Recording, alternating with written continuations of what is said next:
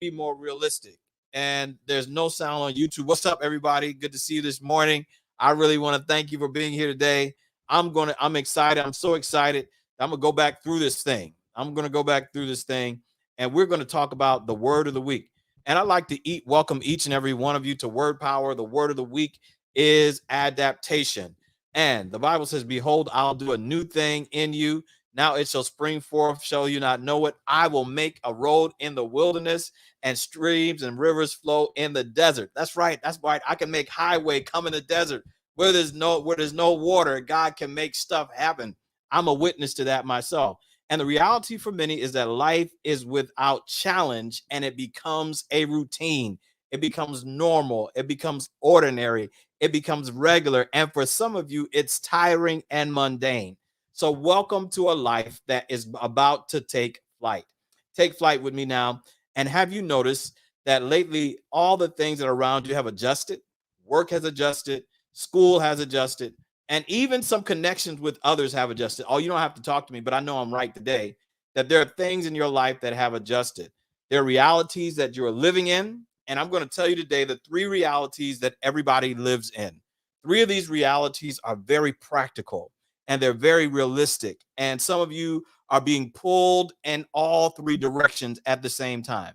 This is happening at church. This is happening at work. This is happening in college and university settings in higher education. And this is happening in your life. And these are the three realities. Number one, it's the first reality known as the pre-pandemic, known as what we call now as normal. I'm going to tell you that there's really no normal. There are a lot of things that people describe as normal. A lot of people say is normal, but what's normal for you may not be normal for me. And a lot of people are depending on this known as normal now as pandemic normal. That's really nice. But I would suggest to you now, we're also in this state and we may be coming out of it in some places, maybe going back into it, but it's a pandemic known as chaotic. That's right. Everything changes, balls thrown up in the air, and not really understanding or knowing what's going to happen next. That's right. People live in a state of chaos, even before and beyond the pandemic. And I would suggest to you that we're also living in a third reality. And that third reality is the post pandemic unknown, or as I would like to call a wet paint new reality. That's right. There's some people who have a wet paint new reality and they're trying to figure out what is going to happen next. What is going to happen next? And some people have painted something, you know, how you see some wet paint, but you need another coat of paint to make sure that it works very well. Now, regardless of which reality you are living in, I want to give you a few choices. And I want to tell you today that the Center for Creative Leadership is a center that was started in 1971. Shout out to the Center for Creative Leadership. And they talk about two key components that are going to take any organization through chaos and bring them through on the other side. They've been studying this actually since 1918, and their founder recognized some shifts and some consistencies between the best organizations. And these two components will assist you in ways like never before. These two, are you ready for them? These two necessities are leadership and innovation. That's right, leadership and innovation. And too often people are waiting for one thing to help them when the other is actually needed. Some people want to innovate and some people want to lead, but you can't do one without the other. It's like me and my wife, we got to be together. We like Starsky and Hutch, we like peanut butter and jelly, and we like macaroni. We got to be together. And the reality is how you keep growing and how you keep changing. And I want to tell you, there's some people who don't know what to do. All right. Everything is changing around you and you want to keep growing, but everything is changing or feels like it's changing. So I'm going to give you a few ways to assist you to know how to keep growing when everything feels like it's changing or maybe changing around you. You're watching me, please comment in the chat. We're having a little technical difficulties before, but we're back. We're back. All right. So number one. All right, first thing I would suggest, find the accurate information. There's so many times that we want to make changes and adjustments at work and we fly in the plane while we build in the wings. Can't do that. It doesn't make sense, right?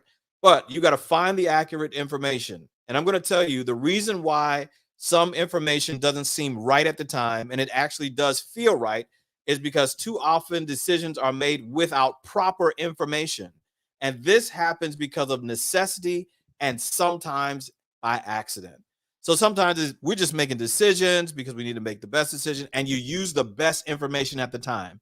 There's some of you who have bought houses, cars, or got in relationships because you had that best information at the time. And this happens because of necessity sometimes, and sometimes it happens because of accident. Come on, let's be honest. There's some things that you do because of an accident. It wasn't deliberate, wasn't planned. It just happened. Got you. No judgment here, but you got to have some information. What's up, Eric Peters? Good to see you this morning. And I want to let you know that number one, not only do you have to find accurate information when everything is changing around you, but you got to be open to variation. Stuff changes, stuff is modified, things occur differently that cause nuances in the way life works. And I don't think that's bad. It's just a reality.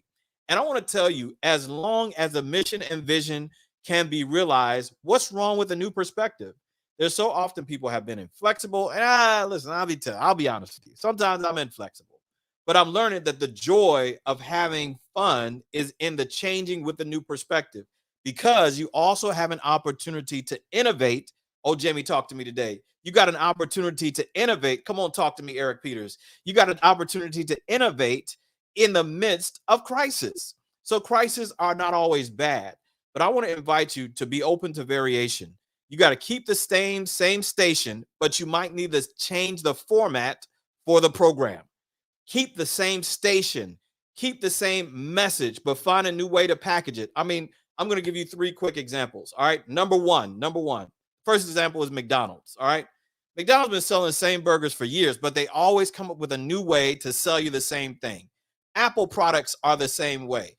Nike products are the same way. The same goal is to have shoes on feet that feel good, that help you to feel better when you're exercising or playing basketball or playing a sport. All right, that's the whole goal. But they kept the same station. They just changed the formatting for the programming to get you to buy what they have. That's not an evil thing. It's a realistic thing. And I think it's something that the church, that education, that business, that all sectors of life could actually take advantage of. All right. Then number 3, you got to decide what you would like to keep. All right. It's too often when change happens, people are trying to figure out, okay, all right, there's a lot of change going on. I don't know what to do. And then there's always some kind of notification. But you got to decide what you want to keep. And I would suggest you got to keep what is working and throw away what does not work. And I think, yes, Jamie, the word is agility. You're right.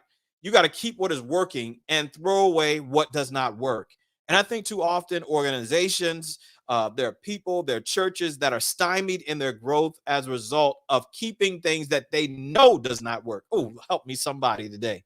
Keeping stuff that they know does not work, but keeping it in the name of tradition. And I would suggest to you, tradition has a lot of graves in many cemeteries, but we call them church buildings. We call them educational institutions. We call them relics of the past. And I'm going to tell you that there are so many things that are not going to change, but will continue to evolve in their innovation and growth and pattern as a result of somebody deciding we got to stop this foolishness. And there's some stuff that you have to stop. You got to just stop some stuff. All right. And I remember when I was going through my clinical education, I had a good friend that gave it to me like this. He said, Julian, you got to do it this way. Chew the meat and spit out the bones. That's right. Chew the meat and spit out the bones. Chew the meat, spit out the bones. There's some ways that you can decide what you like to keep. And then I would like to suggest to you, number 4, as you transition, honor the past. There's some things that change, some things that go forward.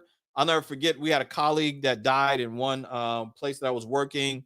And as soon as he died, we got the email about who is taking his place. No. We got to take some time. Let this thing marinate, massage it a little bit, and let the past be honored.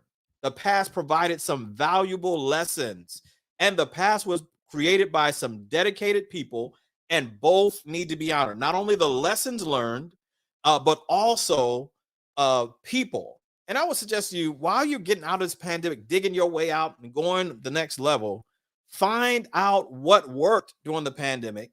find out what did not work during the pandemic, and then go forward with that information. All right.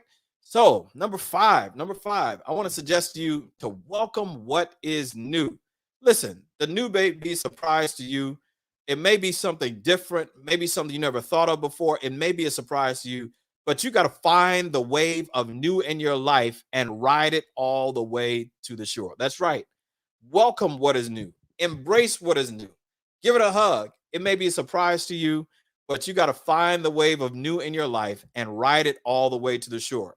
And regardless of your routine, I want you to know that you are growing, and don't let your past stop you from claiming your future. What's up? My uncle is on here today. What's up, Unc? What's up, Unc? Unc is on here today. What's up, Uncle Dorian? Embrace the new. That's right. And so I think the reality is, regardless of your routine, you're growing, and growth is not optional. And don't let your past stop you from claiming a beautiful future. Listen, I'm excited. My uncle was on today. And I want you to know today, there's so many people today who have been so effective. Jamie, put your name inside of the thing, because I want you to know that there's something good. We want people to know about the Sunday prep on Sunday nights at 6 p.m. on Instagram with Jamie Pottinger, my main man. My uncle's watching from North Kakalaka. What's up, Unc? And the other thing I want to let you know, that we can always realize and claim the reality that there is growth, and growth is not optional. Please know today that I'm here to support, encourage you, and I want to recharge and inspire you so you can go back into a new week. Please like, subscribe, and share this broadcast with somebody that you know, and let them know that this broadcast is great to hear.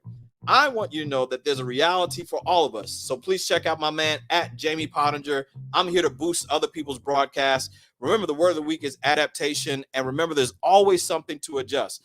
But remember, there's always a new thing that God is doing, and God wants to do new in your life.